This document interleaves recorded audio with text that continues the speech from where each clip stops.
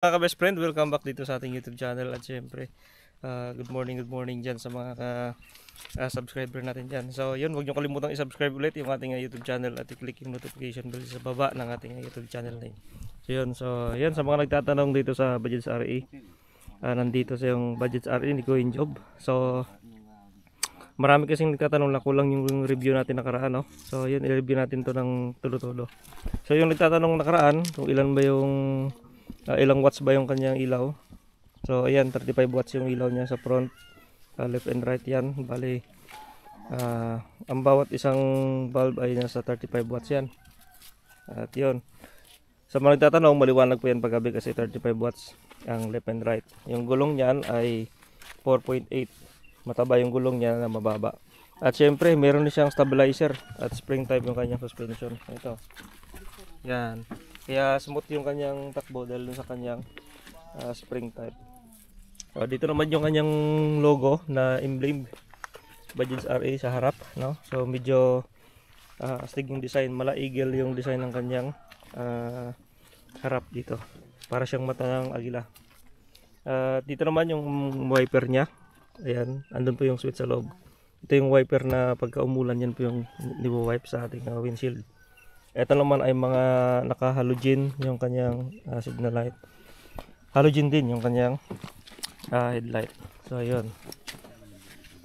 Yun. May nagtanong nakaraan kung magkano paggawa nito ng kanyang tela, so mamaya sasabihin natin yan. Kuya, magkano ba paggawa mo ng tela, Kuya, nito? May nagtanong nakaraan.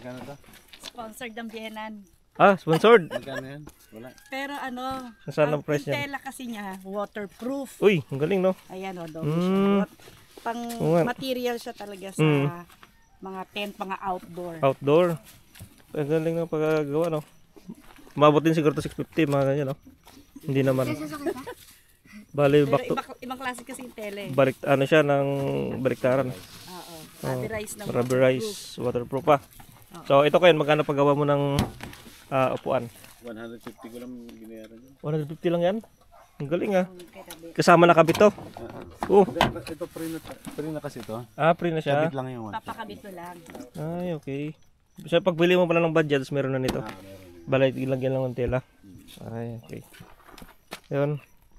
Ayun, sa mga nagtatanong, free lang pala yung kanyang pakabit nito. Yung kanyang upuan, bali pakabit niya 150 lang. Ayun. So 150. Ito naman, wala pa silang price kasi sponsored. Sponsored pala yan. Ayun. Okay, ito yung harap niya. Yan. Paano ba ito i-start, Kuya? Paano siya i-start? Pero elder, ang sabi sa akin, ang tela niya per meter, Per meter. 60 pesos. Mura lang per meter. Initin muna natin. Bago pumunta. Bali pag pinapaandar yan, ninit mo na. Niniter, no? So may tinatawag din ito, mga ka-best friend, na hand start. Yung hand start niya, itong nasa left side ng driver. Kasi may tela. Yun. Siya yung waterproof na tela eh. Yun. Parang exercise, no? Kasi yung pamangkin ko, gumagawa siya ng mga tent. Yun. Duyan. Yan po. Ay, umandar. Ini-start ko lang sa... Hindi ako sanay. Huwag mo muna pigain, wag muna. Painitin muna. So pinapainit pala muna yan bago takbo. Yan ang tamang procedure pag pinapandar, no? Napakatining ng makina, oh. Tahimik. Ang dami nyo palang karga ko yun, no? So ayan yung binibenta na ko yun, no? GS-Max.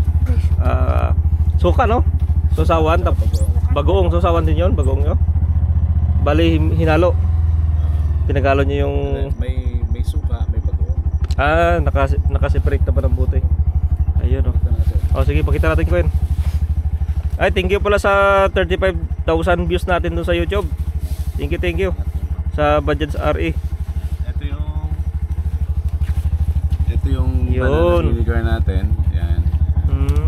GS-Max. GS-Max banana vinegar. GS-Max is a Hebrew word ng ibig sabihin ay delicious. Okay, talagang hindi siya basta pangalan lang, masarap talaga. May contact number ko yun, kita natin contact number. Ayan, text nyo lang yan, oh.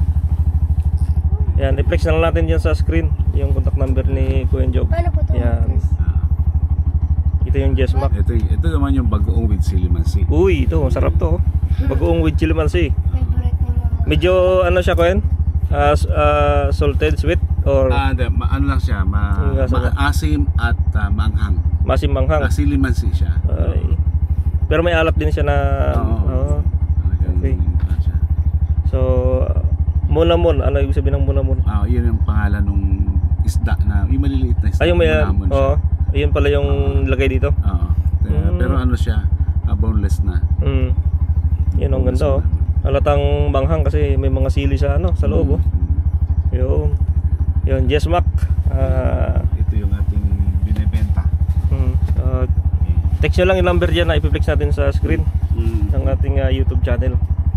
So, ayun. Ito ba, benta rin natin ito. Ayun. Ano yan? Bibenta rin. Yun, sa mga nagtatanong, switches nito ay basic doon. Same din sa mga model ng Bajaj. Pati yung kanyang panel. Lahat dyan. Ito yung dinagdag dito yung stereo, no? Ito yung bago dito sa Bajaj RE stereo. Ito. So, meron siyang stereo na. Yun. So, kahit mag long drive ka, pwede ka magpatugtog dyan ng mga disco. Disco love song. Yun. Ganda, oh. May na signal dito. So, may na lang. Nasa front tayo.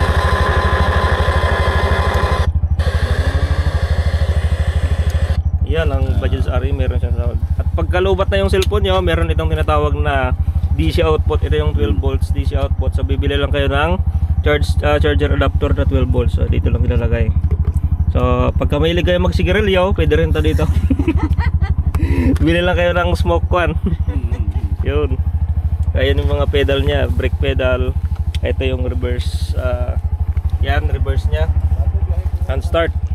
So ito naman kagandahan sa Bajaj RE, meron siyang pintuan kaya safe yung mga passenger natin dito sa loob pag sumasakay, no? So same ang gulong sa harap at likod, same size lang yan. Sige, makina pala, no? So ang ganda ng Bajaj RE. Latest model ng Bajaj RE na ano to? Latest model ng Bajaj RE. Ang ganda ng tunog, matining talaga. Iba talaga yung quality ng Bajaj. So, ang tawag dito ay Twin Spark pala. Twin Spark. So, more on halogen yung kanya mga ilaw, harap at likod, signal light. Yan, mga halogen yan. Ito parang harap ng kotse. Oo. So, ito naman yung lagay ng plaka, meron din siyang bumper, no? Wow. Ito yung makina niya, ang laki. 200cc, no? 200cc. So, ito yung kanya makina 200cc. Nandito yung ICU niya, oh. Doon siguro sa loob yung ICU niya, computer niya. Ito naman yung airbox. Yan, ito naman yung gas tank. Laki ng gas tank niya. Ilang litro to yung laman? 8 liters. 8 liters? Oh, yung laki. Laki. Yan yung fuel ano niya. Kanyang FI. Yun, hindi na siya carb type FI na. Yun, dito naman, saan yung fuse box niya? Dito rin? Ayun, ayan yung fuse box niya. Talagang hindi siya maganda siya tingnan, hindi siya makalat na klase ng pag set up ng wirings. Ba't parang may kalas na wire ko yan? Ito. Ganito talaga to? Yun, oh. Parang may nakalas na wire. Ganyan talaga yan siguro. Yun. Pero wala namang pagbabago nung nabili mo, no? Okay naman siya. Ganda ng makina, oh. Laki. Yan, may filter din siya. So, yung oil niya nito ay 1.6. Tama ba? O 2 liters talaga? 2 liters nung pinaano ko pa. 2 liters nung patisil mo. Inubos talaga yan, no? So, yan, ang Bajaj RE. Laki ng makina. Yung, napakaganda ng setup niya. Hindi siya makalat na tingnan. So dati kasi may mga wirings na basta sa ibang brand ng ganitong klase ng trike, makalat yung mga wiring sa loob, pangit tingnan. Pero ito siya, maganda yung setup. Yun, alis na ba kayo, Ken? Oo. Ayun. So matibay din yung kanyang tent, yung luna niya, oh. Leader na siya, no? Makapal din yung kanyang transparent dito na window style. Yan. Tsaka yung gasoline. Ito yung side mirror niya. Medyo may forma yung side mirror niya. Maporma. Dati kwadrado, ngayon talagang maporma yung kanyang side mirror. Yan. So dito lang yan sa Baliwag Peña Blanca, no? So ito yung budget sa RE na tinatakbo dito. Papunta dun sa labas, napakalayo at matagtag, maputik. Pero kayang-kaya ng budget sa RE. Galing, oh. So matibay din sa akyatan to, budget sa RE. Tingnan. Yan. Ganda ng setup niya, oh. So simple lang yung design dito sa dashboard niya. Pero ay napakaganda at hindi siya garalgal tingnan. Tulad nito. Dito nakalagay yung kanyang yung motor niya dito sa wiper. Yan. So pwede rin siya dito patungan ng kung anong mga bagay na pwede may patong dito. At dito rin. So, ito sa signal light niya naman nakaumbok. Yan. Dito naman sa speaker. Yan.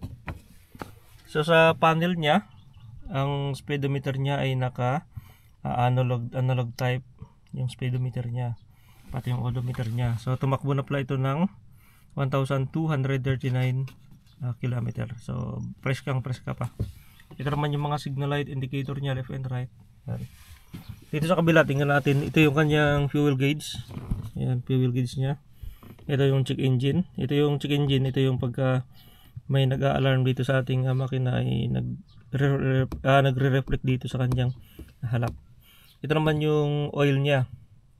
Pagka merong kulang yung oil natin, ito yung nagwa-warning. Ito naman yung battery indicator, neutral indicator, at ito yung kanyang light o yung headlight indicator.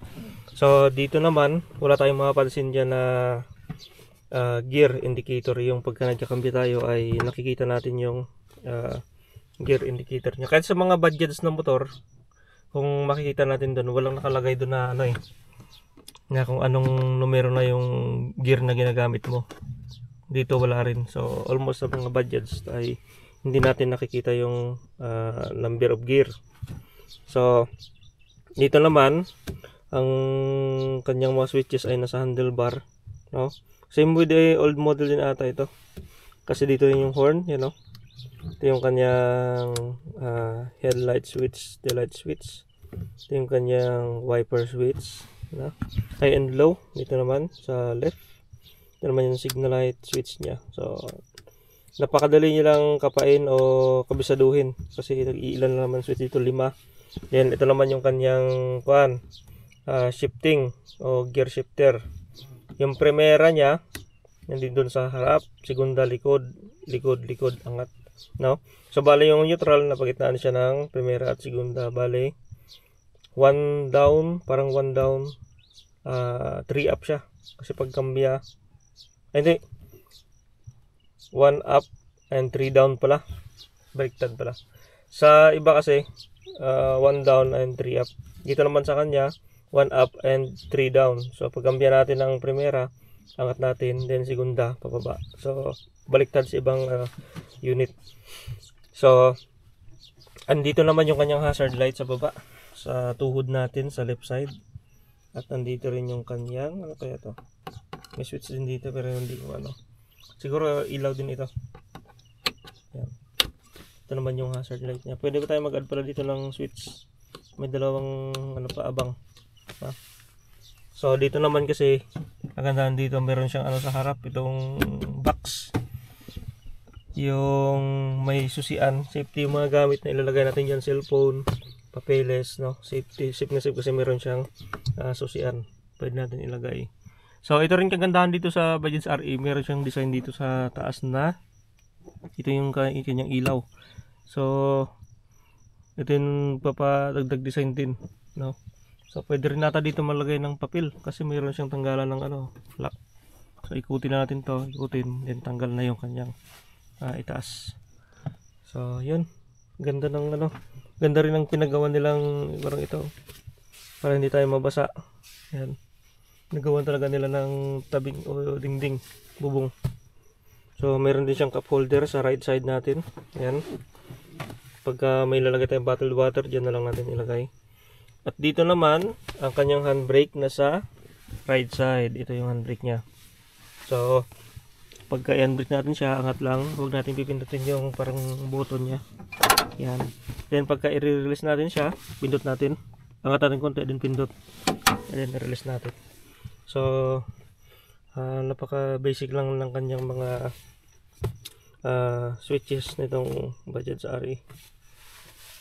So ayos. No, malapad din yung talaw natin sa ating daanan. No, kasi medyo pa-curve yung kanyang salamin. Ang ganda oh.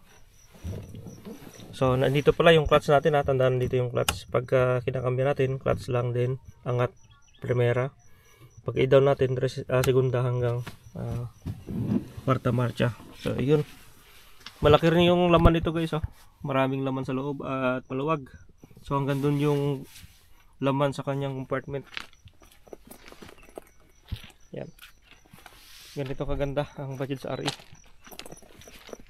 So na-drive test natin to. Panoorin nyo na lang sa ating channel. Yung pag-drive test natin ng Bajaj. So marami kasing nag-request na ulitin natin yung pag-review dito sa Bajaj RE. So thank you mga ka-best friends sa support ninyo. Thank you for subscribe sa ating YouTube channel. At itatur ko muna kayo dito sa area namin. So nandito yung ating basketbulan nandun. Yan. Ito naman kasi mga organic farming yung nandito. Yan.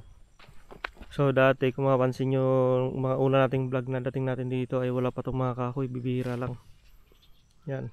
So ngayon nagtatanim na dito ng planting project, tree planting. Yan. May mga kahoy na dito na nakatanim. So ito mabilis lumaki to. Ito dati maliit pa nung nilipat dito pero ngayon yan, napakalaki na oh. So mabilis lang lumaki yung mga kahoy na tinanim dito. So yun naman yung inyam, yung malaki na yan. Yan po yung nagbubunga ng maasim. Yan. So dito naman yung panambahan namin. Yun. Ito naman yung mga flower garden. Yan. Yan ang makita nyo, may bukid na yan. Yung bukid na yan, yan po yung tinatawag na Sierra Madre. Yan, napakataas ng Sierra Madre na yan oh. So maraming mga hunters dyan na pumupunta para manghuli ng baboy damo, usa, at wild chicken. So grabe. At maraming mga iba-ibang hayop na nandyan sa Sierra Madre. Yan. So mamaya ay itutur ka kayo ulit dito paikot. So punta muna tayo doon. Daming kubo dito. Pwede kayo mag-overnight dito. So yun, thank you for watching mga ka-best friend. Thank you sa pag-support ninyo sa ating YouTube channel. Thank you for watching.